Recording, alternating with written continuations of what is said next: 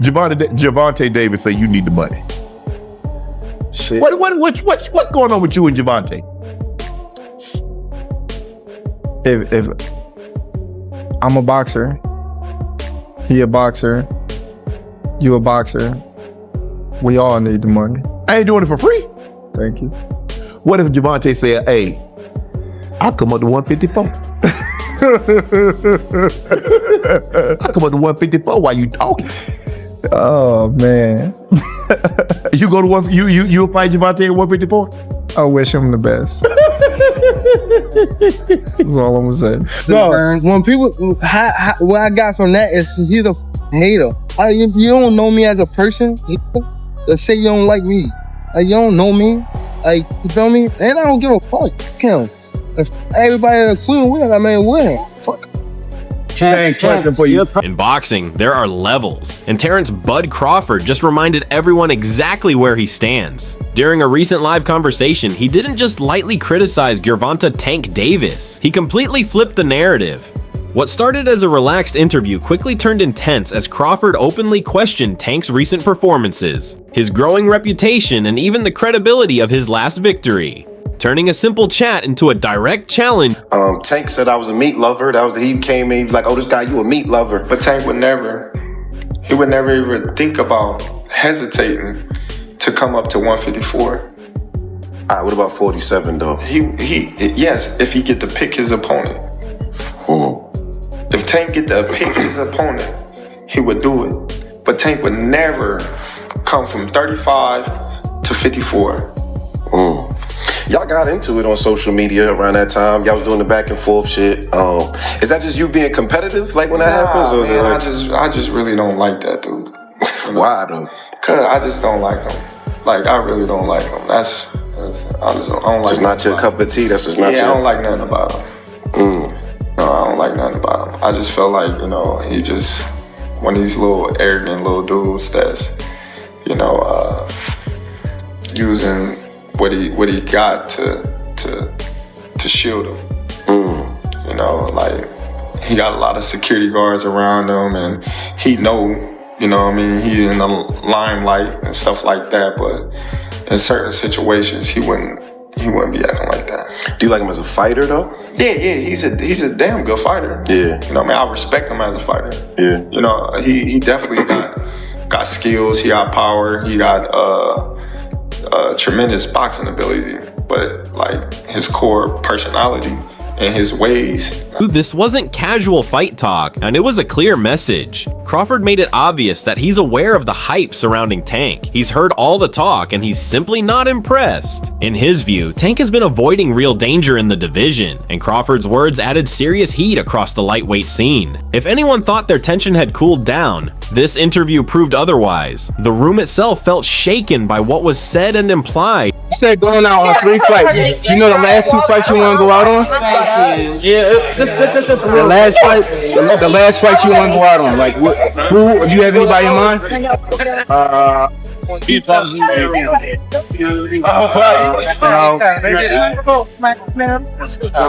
No, I'm saying no. I don't have my name right now. But I got somebody I want to call out after this fight. You said you got somebody you want to call out after this fight? Yeah. Who is that? I'm not gonna tell you. Is it Lomachenko? Somebody asked Lomachenko. Turkey said he got your 2 Ferraris ready. What you think about that? Turkey said he got your 2 Ferraris ready. I need 3 now. Yeah. Steven Espinoza said Shakur turned down a 1-fight deal to fight you because he wanted a multi-fight deal. What's your thoughts on that? He's not worth it. He's not worth no multi-fight deal. He's not even worth it. Cam got to fight somewhere else and prove himself, and then you know how they got UFC and like the underground shit? You gotta fight on the underground shit and then get that. They gotta go to the G League. Things escalated the moment the host mentioned Tank's past claim that Crawford was chasing money. Crawford's reaction said it all, pure disbelief. He fired back instantly, pointing out that every fighter is in the game for financial reasons. But this wasn't just about money, and it was about double standards. If Tank is also fighting for paydays, then acting superior doesn't hold up. Later, when asked about Tank moving up to 154 to face him, Crawford's response was cold and dismissive. He simply wished him luck. No excitement, no challenge, just distance. In other words, if Tank really wants that fight, he's stepping into a completely different reality, and Crawford knows. Gervonta Davis speaking about you. Is that ever a possible fight? Yeah, if he want to dare to be great, he can be like all the other fighters that moving up 2 weight classes and, you know, daring to be great. You would fight him. Man, tell him to come up there. He got to come to win 54. He said I got a glass chin, so tell him to come and touch it. Wow, man. Gervonta said you got a glass. He said I got a glass chin. Tell him to come and touch it. At 147? At 147. I'll make 147 for him. Ooh, see, oh, man. You're going to have a pre-camp. Then what the people gonna say? Oh, he's beating up on little guys. Crawford's confidence didn't come out of nowhere. Being undefeated isn't luck, it's discipline, timing, and awareness. In his mind, there's no reason to waste prime years chasing imaginary fights against opponents who are still struggling to prove themselves at elite consistency.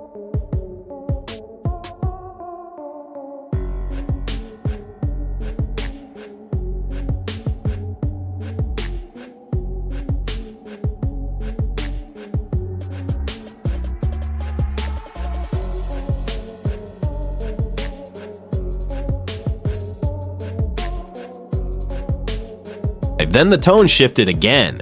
Crawford didn't just lightly mention Tank's past fights, he started breaking them down like a film analyst studying mistakes frame by frame, especially focusing on the controversial clash with Lamont Roach. You can help me out on this.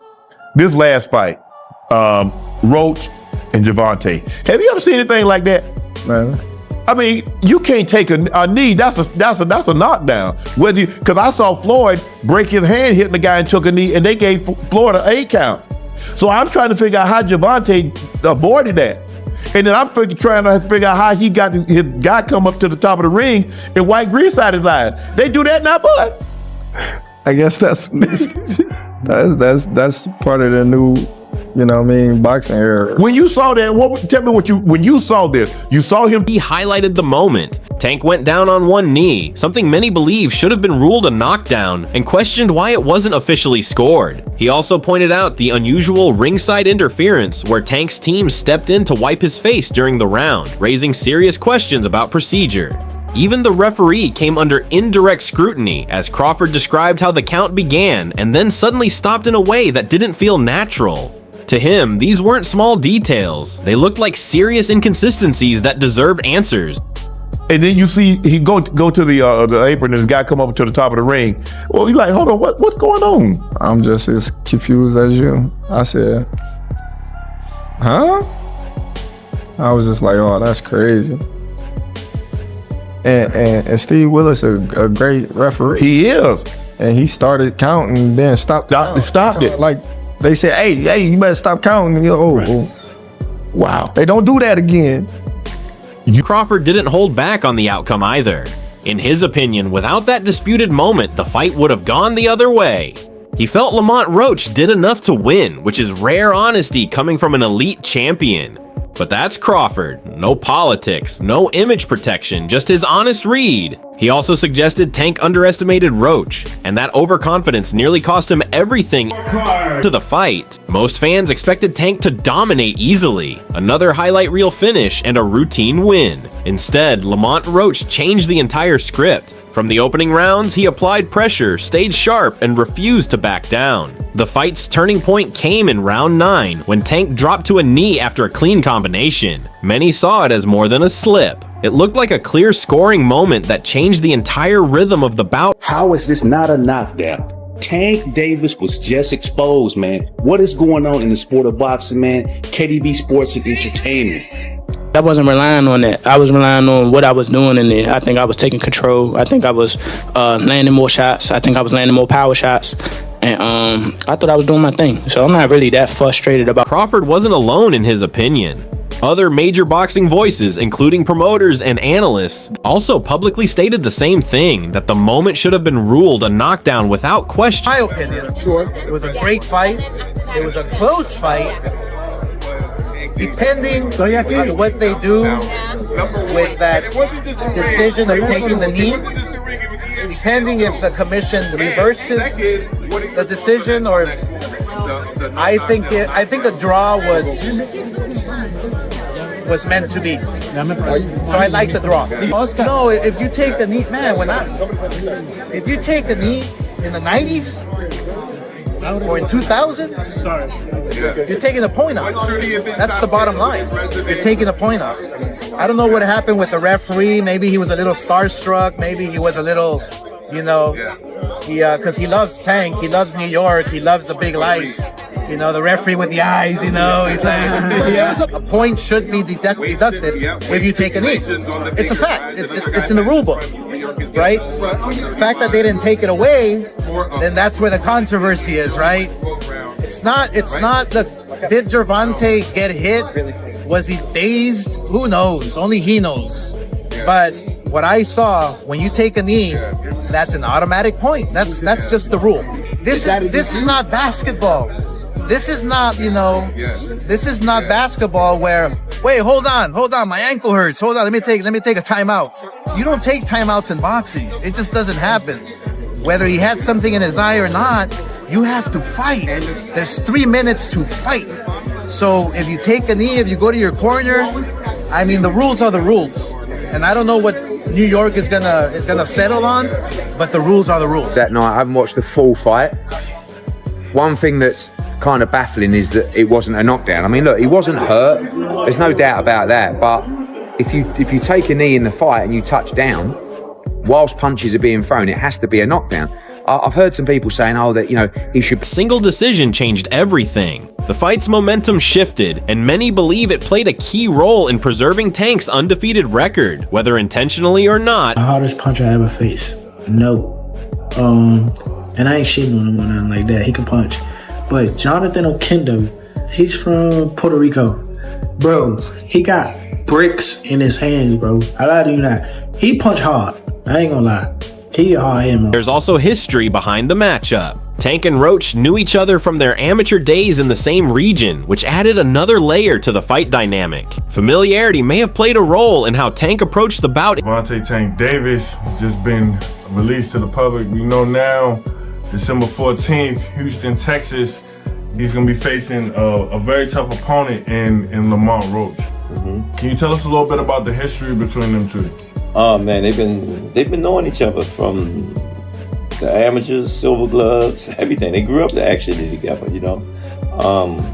Roach and him, back and forth battles and whatnot. It's going to be a pretty interesting fight, you know what I'm saying? Because Roach always, he come to fight. And I think it's a great fight. Everybody talking all that stuff about, why Roach? Because he signed and took the fight, you know what I'm saying?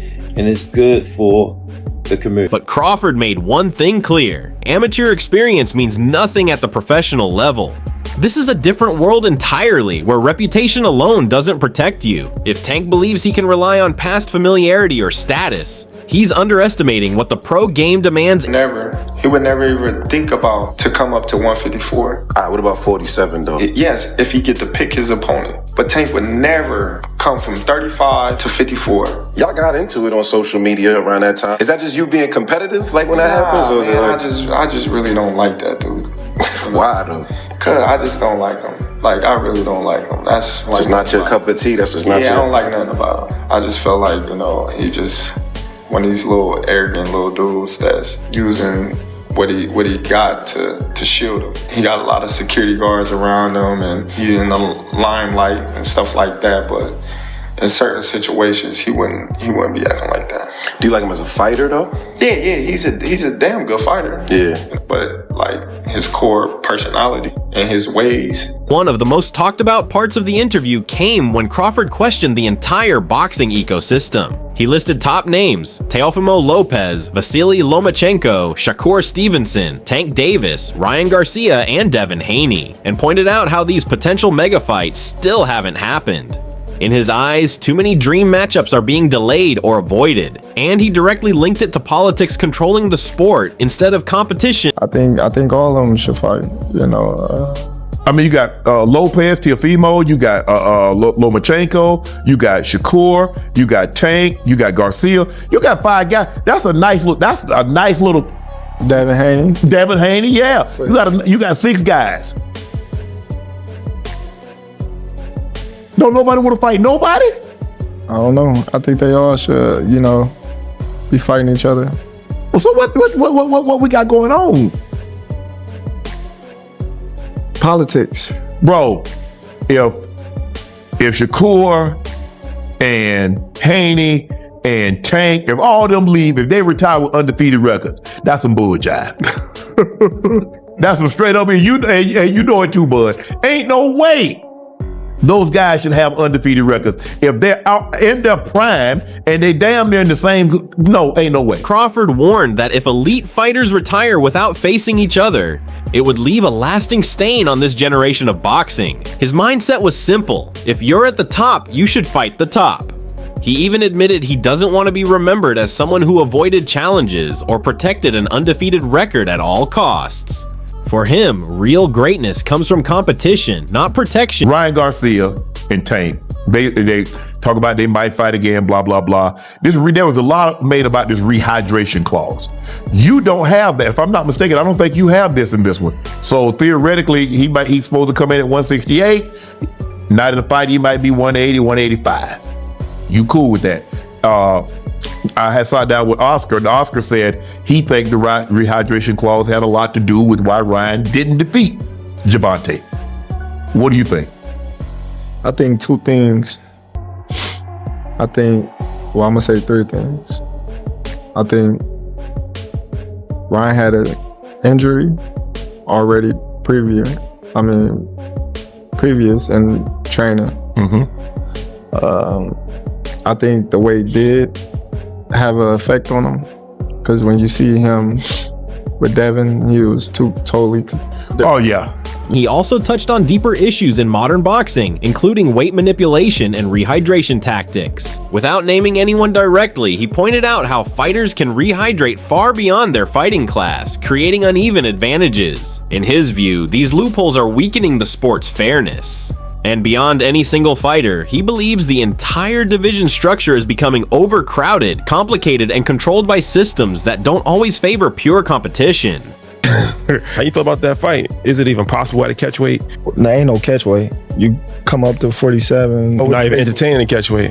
No, I'm not. He's a champ though too, undefeated. And what champ? Come on, man, tell me what belt. You know boxing. You forgot Devin Haney is undisputed. Devin Haney got all the belts. He the champ. Nobody else the champ. I'm gonna come up here where the big boys at. All right, I'll welcome him.